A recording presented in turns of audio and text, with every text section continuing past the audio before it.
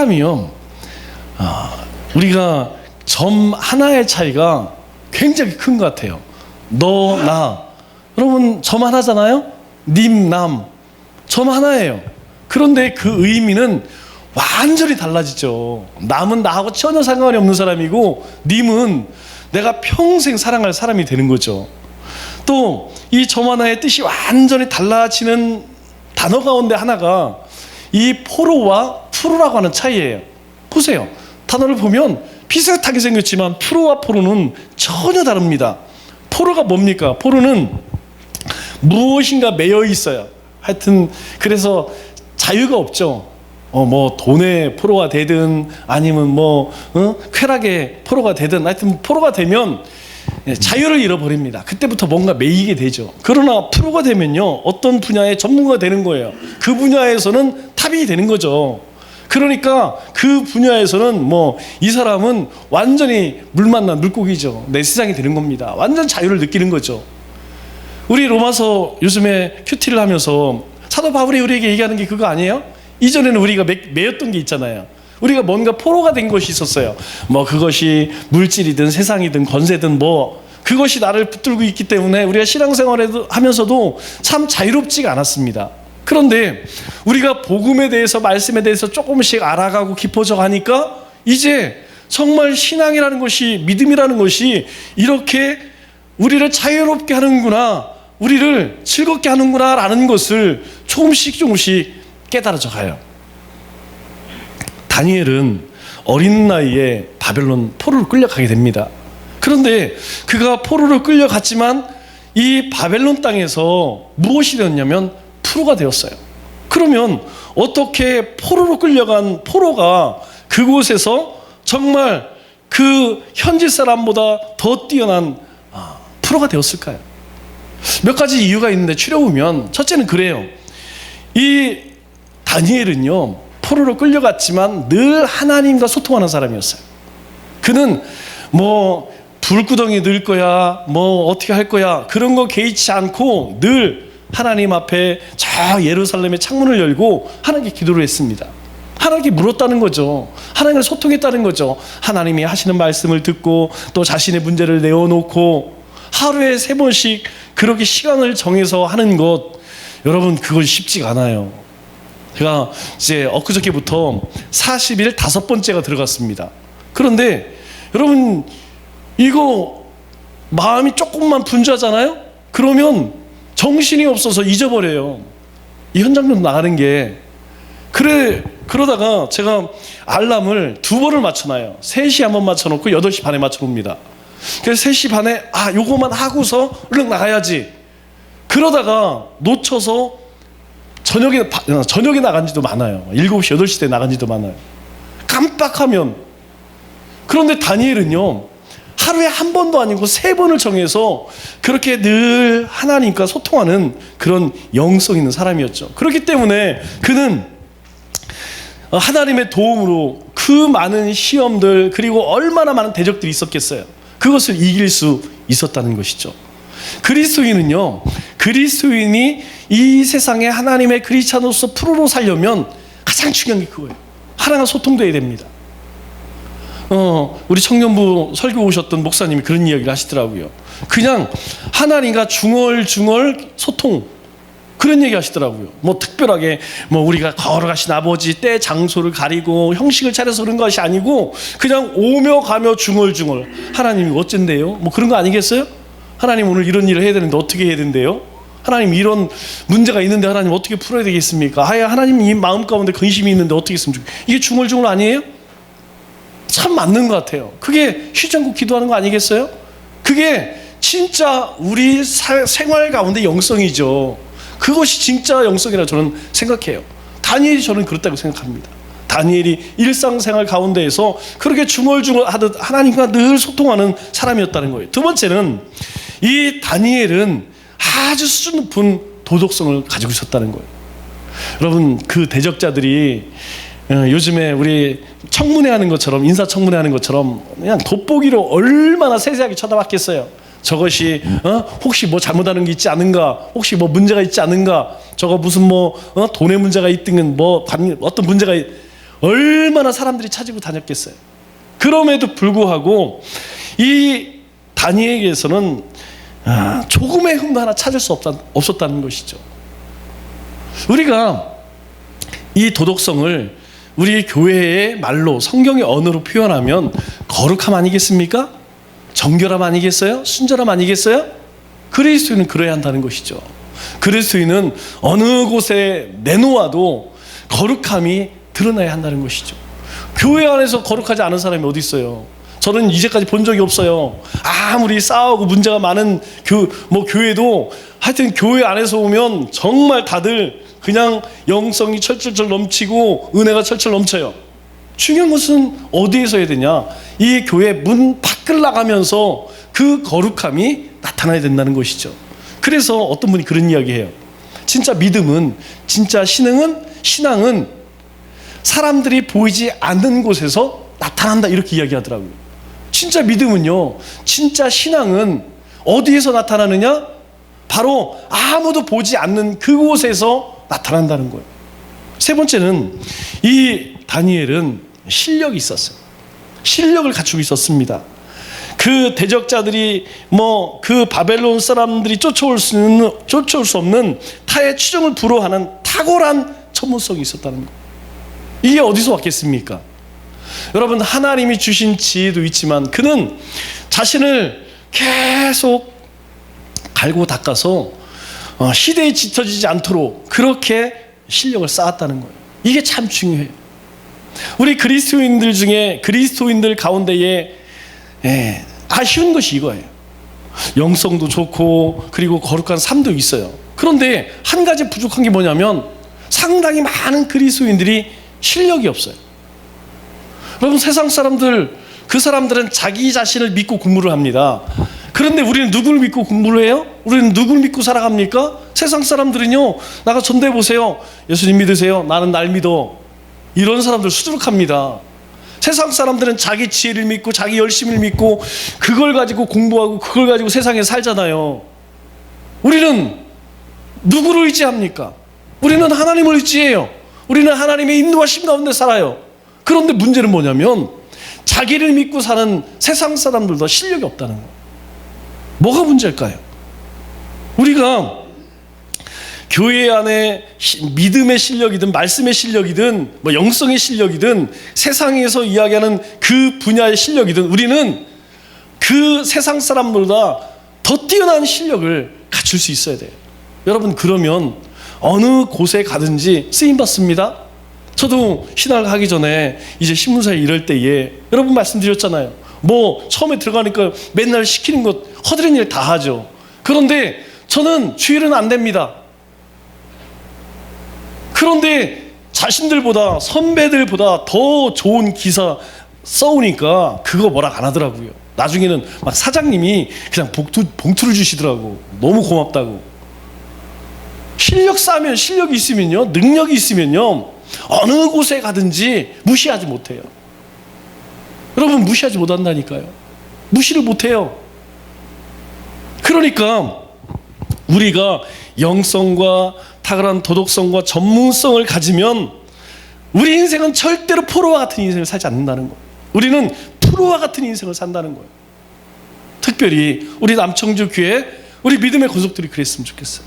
이제부터는 우리가 아마추어가 아니라, 여러분, 아마추어는 뭐든지 다 취미잖아요. 그러나 이제 아마추어가 아니라 우리가 하나님 앞에서 진정한 믿음의 프로로 그렇게 살아갔으면 좋겠습니다. 사도 바울이 그리스도의 삶에 대해서 14절에 뭐라고 표현했죠? 우리 지난주 말씀을 보니까 이렇게 이야기합니다. 표대를 향하여 가는 삶이다. 표대가 뭐라고 그랬어요? 그리스도죠? 주님이에요. 우리는 주님을 바라보고 사는 사람이에요. 우리는 복음을 바라보고 복음 안에서 사는 겁니다. 그 끝이 어디입니까? 하나님의 나라죠? 사도 바울이 내가 많은 것들을 포기할 만큼 내가 표대를 향해 가는 이유는 무엇이냐? 부르심의 상을 위하여 달려가노라, 이렇게 이야기해요.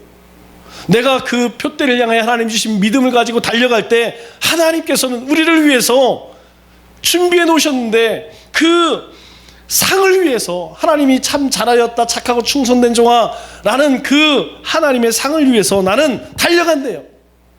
여러분 여기서 달려간다는 것은 그냥 우리가 쉬엄쉬엄 이렇게 뛰어가는 걸까요? 아니죠. 여기서 이야기하는 이 달려가노라는 전심전력이에요. 우리가 100m 떼듯이 그냥 지금 떼고 죽을 것처럼 그렇게 힘차게 달려간다는 거예요. 뭘? 표대를 향하여서. 왜 그럴까요? 그것이 분명하니까, 분명하게 보여지니까. 내가 표대를 향해 갈 때 주님께서 나에게 예비해 두신 그 상이 이 사도 바울의 눈에는 분명하기 때문에 나는 그것을 향해서 전심전력으로 죽을 똥 말똥 그렇게 달려간다 고백하는 겁니다. 여러분 그런 삶을 살 때 우리가 하나님의 기쁨이 되는 거예요. 우리의 삶이 하나님의 영화로움을 나타내는 것이고 하나님의 영광을 나타내는 것입니다. 우리가 많은 어떤 일을 하고 우리가 많은 사역을 해서 하나님의 영광이 나타나는 것이 아니라는 거예요. 진짜 영광은 언제 나타나느냐? 내가 복음의 그 기쁨과 감격을 품고 내가 주님을 향하여서 그렇게 믿음으로 행할 때 하나님은 우리의 삶을 받으신다는 것이죠. 우리가 행하는 일들 가운데 영광이 나타나게 하신다는 거예요. 오늘 기도자의 여러분 기도가 우리의 신금울이잖아요. 하나님 이제는 하나님 앞에 쓰임받기를 원합니다. 여러분 무엇을 위해서? 복음을 위해서. 우리가 세상 가운데 당당하게 그렇게 외칠 수 있는 복음 전도자가 되기를 원합니다. 여러분 끝이에요. 정점입니다. 전도는요 모든 영성 모든 훈련의 정점이 제일 꼭대기점이 있는 게 뭐냐면 전도예요. 전도 나가면요 내 모습이 보여져요. 내 영적인 교만함, 영적인 비만 아주 쭉쭉 빠집니다. 그냥 내가 얼마나 보잘것없는지 전도 현장에 가보면 내 자신이 보여진다니까요. 그래서 16절 말씀에 이렇게 이야기를 합니다. 오직 우리가 어디까지 이르렀든지 지금 어디 있는지 몰라. 그러나 한 가지 그대로 해갈 것이라. 이전에 내가 해왔던 것이 있는데 그것이 무엇이냐면 내가 나를 핍박하는 자체가 언제 그랬어요? 네가 그렇게 하지 않았느냐? 다메섹 도상에서 예수님을 만나고 나서 그가 이제까지 내 삶이 하나님의 영광을 위해 산다고 해왔지만 그것이 하나님의 영광을 위한 삶이 아니었구나. 오히려 하나님의 영광을 가리우는 삶을 살았구나 라는 것을 깨달은 그 이후에 자신이 해온 그 모든 것들. 그런데요 이 말의 뜻이 참 재미가 있어요. 그대로 행할 것이라. 이 말의 어원의 의미가 무엇이냐면 우리가 줄을 서죠. 줄을 서면 여러분 어떤 사람도 줄 서고 앞에만 쳐다보는 사람 별로 없어요. 줄을 서고 뒤에 얼마나 뒤에 섰나 그리고 어디 새치기 하는 놈이 없나 좌우 살펴봐요. 요게 그대로 행할 것이라 라는 뜻이 바로 그런 의미예요. 우리가 줄을 설 때에 좌우를 살펴본다 라는 뜻을 가지고 있다고 합니다. 그러면 이 빌립보 성도들에게 왜 앞뒤 좌우로 살펴보라 그렇게 이야기하느냐? 17절에 나와요. 17절에 뭐라고 이야기하냐면 형제들아 나를 본받으라 그렇게 이야기해요. 너희가 그대로 행할 것이 있는데 너희가 좌우로 앞뒤로 살펴봐야 할 것이 있는데 그것이 무엇이냐? 너희는 함께 나를 본받으라. 그러면 우리가 이 말씀을 언뜻 보면 그런 생각이 들어요. 야, 사도 바울이 도대체 얼마나 그 열심히 있게 믿음 있게 살았기에 나를 본받으라 그렇게 생각이 들 수 있어요. 야, 참 사도 바울이 교만하구나 그런 뜻으로도 이해가 될 수 있습니다. 그런데 그런 의미가 아니라 너희가 믿음의 삶을 살면서 지금 많은 시험들이 오지 않느냐? 로마의 또 이단들의 또 안에서의 분열과 그리고 가라지 뿌리는 자들. 여러분 우리도 마찬가지예요. 우리도 다 예수님 고백하고 믿음으로 살기를 원하잖아요. 그렇게 생각하지 않는 그리스도인이 있나요? 없습니다. 제가 만난 모든 그리스도인은 다 하나님 사랑하고요 예수님 말씀대로 살기를 원해요. 그런데 문제는 무엇이냐면 나 혼자 사는 게 아니잖아요. 나 혼자만의 세상에 사는 게 아니잖아요. 우리가 세상에 나아가서 믿지 않는 자들 또 저 공중곳에 잡은 저 악한 마귀 사탄의 그 괴계 가운데 시험 유혹 가운데에서 우리가 나도 모르는 사이에 넘어지고 자빠진다니까요. 초대교회 성도들도 마찬가지예요. 필리포 성도들 마찬가지예요. 오늘 우리도 마찬가지라는 것입니다. 그리스도인의 삶은요, 예나 지금이나 여러분 다른 것이 아니에요. 환경만 달라졌지 우리 안에 이 다가오는 영적인 시험들, 이 원리는 똑같습니다. 그럴 때에 너희가 좌우를 좀 살펴봐야 되지 않겠느냐. 좌우를 살펴볼 때에 무엇을 바라보냐? 내가 어떤 삶을 살고 있는지. 즉 나는 예수 그리스도를 본받아서 나는 하나님의 기쁨이 되어지려고 표대를 향해서 나는 전심전력으로 달려가고 있다. 지금 내가 눈을 들어서 한번 나의 모습을 한번 지켜봤으면 좋겠다. 내가 무엇을 추구하고 어떤 삶을 살고 있는지 너희들이 한번 봤으면 좋겠다.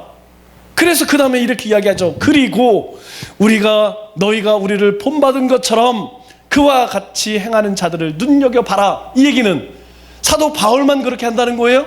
아니라는 것입니다. 사도 바울처럼 우리 주변에는 정말 표대를 향해서 믿음으로 전심전력으로 달려가고 있는 수많은 동역자들이 있다는 거예요. 나를 본받으라. 나를 본받는 것처럼 그와 같이 행하는 자들, 정말 믿음으로 살려고 몸부림치는 그들을 눈여겨봐라.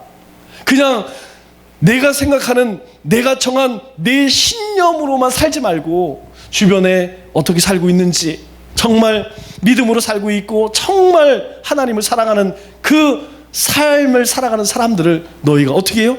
눈여겨보라. 그러면 사도 바울은 이전에 어떤 삶을 살았다고 고백했습니까? 사도 바울이요, 고백한 게 있어요. 뭐라고 고백하냐면 육신의 자랑을 어떻게 해요? 다 해로 여기고, 내가 이전에 자랑할 것들 있잖아요, 그걸 다 배설물로 여기고 오직 그리스도를 얻으려고 나는, 사도 바울의 고백이에요. 나는 그리스도만 얻는다면, 나는 복음 안에서 하나님과 동행할 수만 있다면 나는 그 모든 육신의 자랑을 다 해로 여긴다는 거예요. 또 뭐라고 이야기합니까? 그리스도를 믿는 믿음으로 그 안에서 발견되어지기를 원한다, 이렇게 이야기해요. 내 모습, 여러분 사람이요 참 어리석은 게 요만큼이라도 자랑할 거 있잖아요. 그러면 그거 막 그냥 자랑하고 싶어서 여러분 조금만 찬양 잘해보세요. 조금만 악기 잘해보세요. 드러내고 싶어요. 알아줬으면 좋겠어요. 그런데요, 사도 바울은 그런 것 관심 없어요. 사도 바울이 드러내고 싶은 것이 무엇이냐면 오직 그리스도예요. 그래서 내 믿음의 삶 속에서 오직 뭐만, 나는 하나도 안 드러나도 괜찮아. 그러나 내 삶 속에서는 오직 예수님만 드러났으면 좋겠어. 그것이 사도 바울의 고백이에요. 또 어떤 고백을 합니까? 그리스도의 고난과 부활에 나는 기꺼이 기쁜 마음으로 참여하겠다. 만일 사도 바울이 그 주님의 고난과 부활에 참여하고자 하는 그 마음이 없었다고 하면 여러분 상상을 한번 해보세요. 사도 바울이 이 고난들은 상상을 초월합니다. 정말 우리가 말로 표현할 수 없는 그 수많은 고난을 당하면서도 그가 감당할 수 있었던 것은 무엇이냐면 바로 나의 자랑, 오직 내 삶 속에서 드러내고 싶은 것, 그것은 복음이었고 그리스도뿐이었기 때문에 그는 그렇게 고백할 수 있었던 것이죠. 그렇다면 오늘 사도 바울이 우리에게, 필립보 성도들에게 왜 이야기를 합니까? 오늘 우리에게 묻고 있습니다. 그렇다면 너희는 어떤 삶을 살고 있느냐? 너희의 표대는 무엇이라는 거예요? 무엇이냐는 거예요. 여러분의 표대는 무엇입니까? 오늘 이 시대를 살아가고 있는 내 삶, 내 믿음의 삶, 우리의 표대는 무엇이냐는 거예요. 너희는 무엇을 소망하고 무엇을 바라보고 달려가고 있느냐. 사도 바울은 시간이 지나면 우리 가운데에 다 배설물처럼 여길 것, 그것 쫓지 말라는 것이죠. 오직 우리 가운데는 그리스도만, 복음만, 예수님만 드러나는 삶을 쫓아갈 때에 나머지는 우리에게 주님이 뭐라고 약속하셨죠? 덤으로 주시겠다는 거예요. 그러한 삶을 살기 위해서 18절에 아주 중요한 이야기를 합니다. 무엇을 이야기하냐면 이렇게 이야기하죠. 내가 여러 번 너희에게 말하거니와 또 이제도 눈물을 흘리며 말하노니, 이것으로 봐서는 아마 사도 바울이 정말 거듭거듭 강조했던 이야기 같아요. 그리고 너무 안타까워서 심지어 눈물을 흘리며 당부했던 내용인 것 같아요. 그것이 무엇이냐? 바로 이겁니다. 여러 사람들이 그리스도의 십자가의 원수로 행하느니라. 십자가의 원수가 무엇일까요? 십자가의 원수가 무엇입니까? 대적자들이죠. 사도 바울이요, 그 대적자들에 대해서 여러 번 경고를 하고 그것을 위해서 눈물을 흘리며 당부를 했어요. 왜요? 한두 사람이 아니거든요. 오늘 말씀을 보니까 여러 사람들 가운데는 권력 있는 사람들이 있을 거예요. 많이 배운 사람도 있을 거예요. 때로는 나와 관계가 있는 사람일 수도 있겠죠. 그 사람들이요, 그리스도의 십자가의 원수로 행하고 있대요. 끝난 것이 아니고 행했었다가 아니고 지금도 계속 행하고 있대요. 그러면 사도 바울 시대만 그랬을까요? 아니라는 거예요. 오늘 우리가 사는 이 시대에도 여러 사람들이 그리스도의 십자가의 원수로 우리 주변 가운데 우리의 삶 속에서 대적하고 있다는 것입니다. 그들이 하나님을 대적하나요? 우리를 대적한다니까요. 교회를 대적한다니까요. 그것은 누구를 대적하는 것입니까? 바로 그리스도의 십자가의 원수라는 거예요. 그래서 19절 말씀을 보니까 그들은 어떤 자들이냐, 세 부류를 이야기합니다. 첫째는 그들의 마침은 멸망이요, 멸망당하는 자들. 두 번째는 그들의 신은 배요. 세 번째로는 그들의 그 영광은 땅의 일을 생각하는 자들, 이렇게 이야기합니다. 첫째로 멸망으로 끝나는 자들은 어떨까요? 하나님께서 아주 싫어하는 사람 한 부류가 있습니다. 우리는 쉽게 표현을 하면 우상을 숭배하고 악을 행하는 자들이라고 이야기해요. 그러면 우상을 섬기고 악을 행하는 자들은 왜 우상을 섬기고 악을 행할까요? 하나님 말씀을 순종하지 않을까요? 한 가지 이유입니다. 성경에서 왜 그렇게 하느냐? 바로 교만하기 때문이라고 이야기해요. 교만하면 하나님이 보이지 않습니다. 교만하면 하나님의 음성이 들리지 않아요. 교만하면 자기가 하나님이 됩니다. 그러면 그 순간부터 하나님 섬기지 않고 뭘 섬겨요? 자신의 힘이 될 수 있는 것. 그것이 사람이면 사람을 섬기고, 그것이 돈이면 돈을 섬기고, 권력이면 권력을 섬깁니다. 우리가 경계할 것이 이거예요.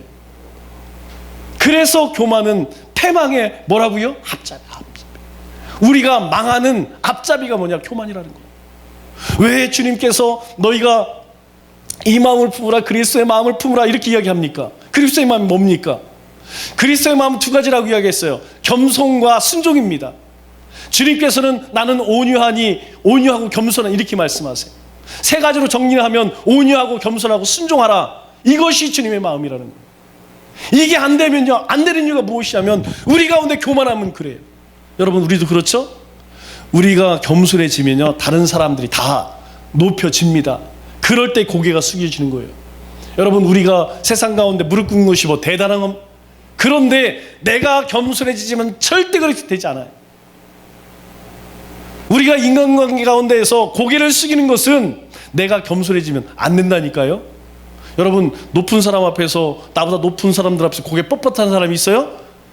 다 고개를 숙일 수밖에 없어요. 힘 때문에. 그러나 내 아랫사람들에게 고개 숙일 수 있는 것은 내가 겸손해야만 된다는 거예요.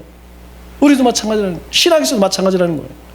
우리가 하나님 앞에서 철저히 낮아지고 겸손해질 때에 주님, 저는 정말 죄인이군요. 여러분, 우리 한번 삶을 한번 돌아보세요. 지난 월화수 어떻게 살았습니까? 또 마음 가운데 분노를 품었잖아요. 또 시기하고 미워하고 주님께서 사랑하라고 덮어주라고 우리가 그렇게 결심했지만 우리의 삶의 현장에 나가면 그게 안 돼요. 주님 앞에서 엎드리라는 거예요. 주님 말씀에 너희가 순종하라는 거예요. 그렇지 않으면 그들의 마침은, 하나님을 그리스도의 십자가의 원수들, 그들의 끝은 뭐예요? 멸망이에요, 멸망. 두 번째로 그들의 신은 배요. 그들의 신은 배라는 얘기는 뭐냐면 이 창자를 이야기하는 것입니다. 여러분, 이 배를, 이 창자를 의미하는 것이 무엇입니까? 우리 육적인 욕망 얘기하는 거예요. 우리 먹는 거. 여러분, 우리가 이 땅 가운데에서 살아가면서 하나님께서 약속하셨어요. 너희가 먹고 마시고 필요한 것 내가 더하여 주리라. 이 말의 의미는 내가 절대로 굶기지 않을 거예요. 너만 게으르지 않으면, 너만 나태해지지 않으면, 그냥 아무것도 안 하고서 하나님이 다 해주시겠지. 안 해줍니다. 하나님은 우리에게 주신 믿음을 가지고 구하라, 찾으라, 두드리라 말씀하세요. 그러면 하나님께서 찾아내게 할 것이고 내가 얻을 것이라고 이야기해요. 여러분, 노 페인 노 게인입니다. 우리가 하나님이 주신 믿음을 가지고 우리가 도전하면 하나님께서 열어주신다는 거예요. 그런데 그 목적이 하나님의 영광이 아닌 무엇을? 내 배를. 여러분, 세상 사람들 보세요. 곧 드러날 겁니다. 곧 이제 역사가 증명하니까요. 힘을 가지면, 여러분, 힘을 가지면 그 다음에 뭘 갖고 싶으냐?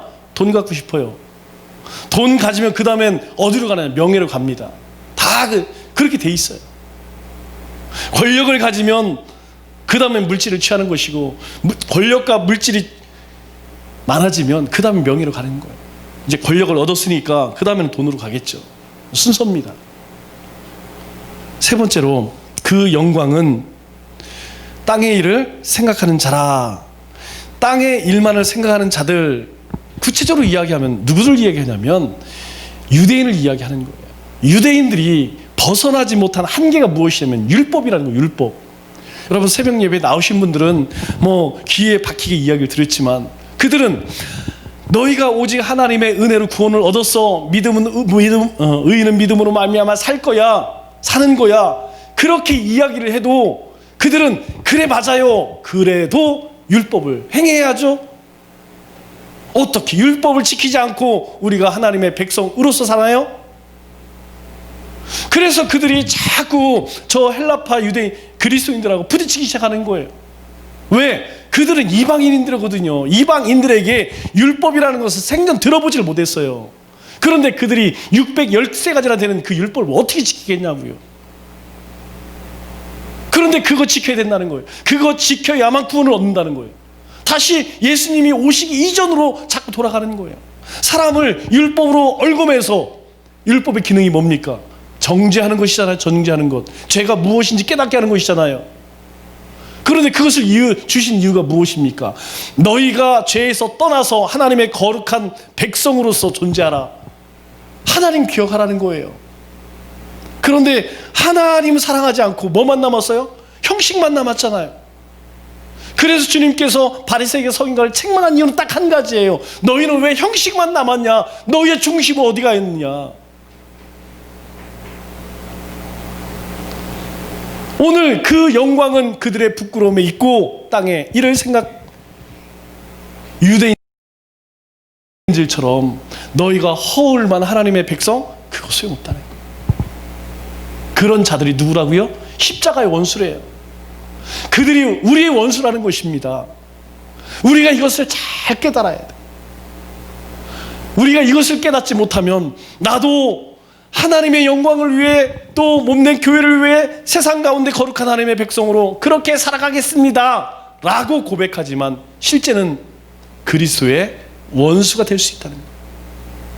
말씀을 맺도록 하겠습니다. 우리는요, 하나님의 무조건적인 은혜로 하나님의 거룩한 자녀가 되었습니다. 우리에게 하나님이 요구하시는 것은 다른 것이, 그거 기억하라는 거예요. 너희가 그 하나님의 값없는 은혜로, 사랑으로 너희가 하나님의 백성이 되었다면 그 은혜를 베푸신 그 주님을 기억하라. 그리고 그 주님을 향하여서 너희가 좌우로 치우치지 말고 좌우를 살피면서 너희가 표대를 향해 전심전력으로 믿음의 삶을 살라. 남은 3일도 그러한 삶을 사시는 우리 믿음의 권속들 되시기를 주님의 이름으로 축원합니다.